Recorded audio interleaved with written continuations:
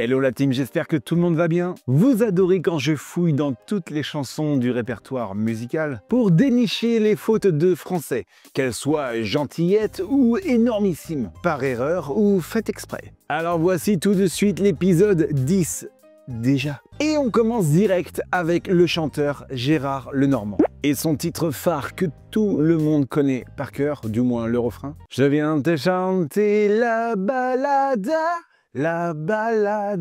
des gens heureux. Allez, on écoute. Notre vieille terre est une étoile. Stop! Quoi, déjà, dès la première phrase? Mais elle est où la faute ici? Ah, c'est pas une faute de conjugaison ou d'orthographe, non. C'est que, la Terre, non, c'est pas une étoile. C'est une planète. Définition, pour faire simple, une étoile émet de la lumière. C'est le cas notamment de notre Soleil. Les planètes, elles, reçoivent la lumière et la réfléchissent. Pas comme Gérard Lenormand qui, lui, n'a pas réfléchi. Oui, car si on retire la composante humaine, eh bien, la Terre en elle-même ne produit pas de lumière et donc n'est pas une étoile. Notre vieille Terre est une planète. Allez, on passe tout de suite à une autre chanson. Écoutons désormais Africain de Section d'Assaut. Je garde le sourire malgré que j'avance dans le doute. Ah, oh bah non, on a déjà évoqué cette faute dans plusieurs de mes précédents épisodes, que tu peux retrouver en cliquant ici. Malgré suivi de que, ça ne se dit pas. Il vaut mieux remplacer malgré par bien, ou malgré le fait que ça passe aussi. Bon, cela dit, vous étiez nombreux dans les commentaires de mes précédentes vidéos à me dire que finalement, malgré que, ça pouvait se dire. Et effectivement, si l'expression était considérée comme fautive au 19e siècle, l'Académie française ne la condamne désormais plus. Mais elle recommande tout de même de l'éviter. Le Larousse aussi recommande d'éviter son emploi dans un cadre soutenu. Donc habituons-nous d'ores et déjà à ne pas l'utiliser. Allez, on passe à une autre chanson. Une chanson signée Noé Wheeler et qui s'appelle « Toi, femme publique ». Alors on écoute. Tu te rappelles plus de rien quand arrive le petit matin. Alors t'as trouvé où était la faute là ou pas? Allez, je te le dis. Le verbe « se rappeler » est un verbe transitif direct. Ça veut dire que son complément d'objet direct est introduit sans préposition.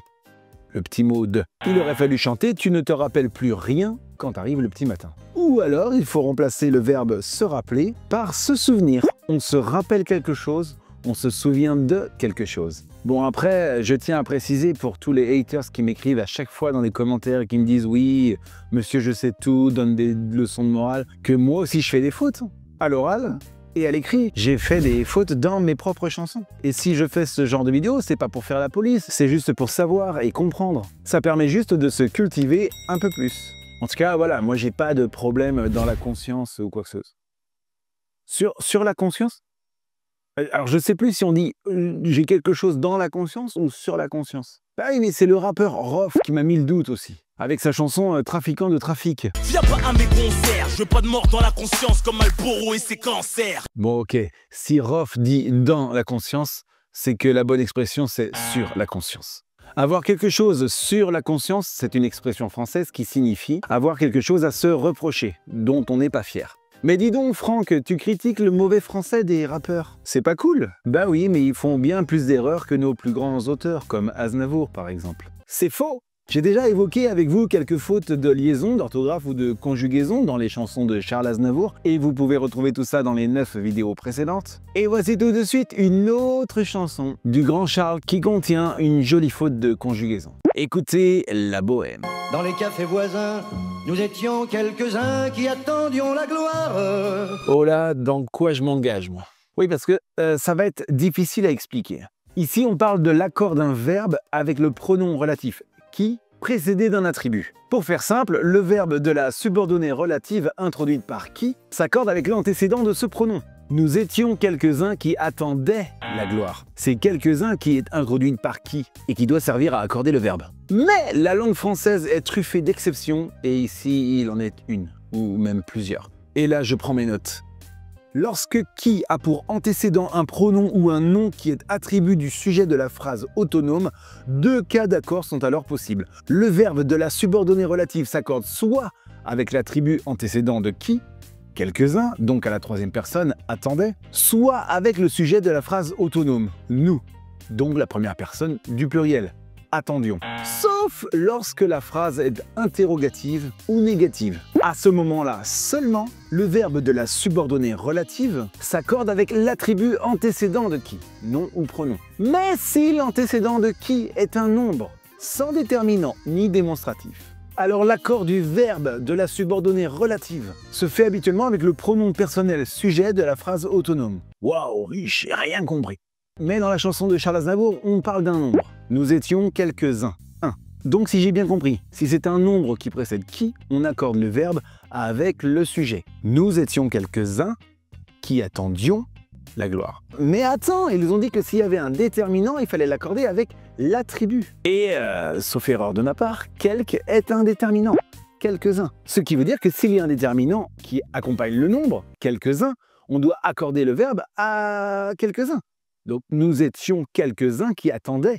Oh là là, mais c'est quoi la bonne réponse? Mais moi je sais pas en fait. Je crois que la seule personne qui pourrait répondre à ça, c'est Athéna seule. Faut lui demander. Allez, on change de chanson et on écoute Zao qui nous chante Kiffendir. J'en ai marre de faire semblant que je suis forte. Faire semblant que je suis forte? Oh bah ça sonne clairement bizarre à mes oreilles ça. Alors qu'en est-il? Eh bien sur ce coup-là, ce n'était pas une faute. Et ça n'en est toujours pas une. Malgré que... pardon. Bien qu'aujourd'hui désuet. En fait, l'expression « faire semblant de » plus un verbe à l'infinitif est la construction courante. Faire semblant d'être forte. Faire semblant de faire quelque chose. Faire semblant d'aller là-bas. Alors que faire semblant que plus un verbe à l'indicatif, comme faire semblant que je suis forte, bah, c'était courant à l'époque classique. Et d'ailleurs, Molière l'écrivait sans faire semblant qu'on parle à nous. Mais les années ont passé et aujourd'hui, c'est sorti d'usage. Pas interdit, mais ça se dit plus. Allez, pour terminer cette vidéo, on va passer au chanteur Thomas Dutronc. Avec sa chanson Turlututu, on écoute. Si j'aurais su, on l'a dans le... Bon, là, on sent clairement que c'est fait exprès et que c'est peut-être une référence au film La Guerre des boutons. J'aurais pas voulu. Bien sûr, il aurait fallu dire « si j'avais su ». Mais c'est une faute de français qu'on est nombreux à faire, hein, dans le langage courant, surtout du côté de Marseille. Hein. N'est-ce pas, Soprano? J'aurais été crever les pneus d'un moto à Coluche. J'aurais été... Je crois qu'on va s'arrêter là-dessus.